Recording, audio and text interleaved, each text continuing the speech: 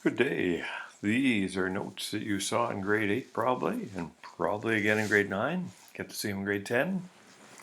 Take Chem 11, you'll see them there too. So they're very straightforward. Physical change, you start with materials, the change happens, and you end up with the same materials. How do you know the same materials? They have the same properties. If you look at them from a chemical equation point of view, the chemical formulas are not changed. The formulas are the same on the left and the right. Physical changes are often reversible. So classic examples of physical changes are any change of state: melting, freezing, evaporation, condensation, sublimation, deposition. Breaking, you break a window, physical change. Big piece of glass, little piece of glass. Well, grinding, I guess, is a form of breaking. Dissolving and distillation are ones that might be considered borderline, but generally dissolving is considered to be a physical change where you make a solution, and distillation is the reverse of that, where you separate the solution. So here we have two examples written as equations. Dissolving, we see we have NaCl, and we see we have NaCl. Here we have a state solid, aqueous dissolved in water. Melting ice, H2O becomes H2O, solid, liquid. So, same formula left and right, physical change. Chemical changes sometimes harder to detect, but these are changes where you start with one material or more, and you end up with different material or materials that have different properties. You've caused the elements to rearrange, recombine, break apart, whatever. So the formulas have changed, and they're often irreversible.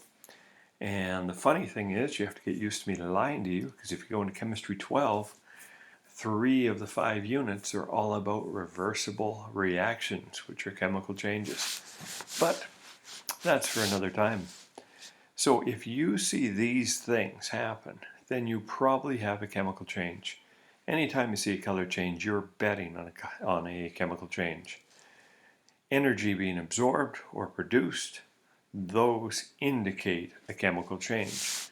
So for example, if you mix things together and all of a sudden it gets very hot, then you're betting on a chemical change. You didn't give it any kind of heat source. If you watched one of my demos earlier, I'd mixed together a couple of chemicals and end up with this white little mountain or hill, and then I put sulfuric acid on. All of a sudden it went black and there's all kinds of heat.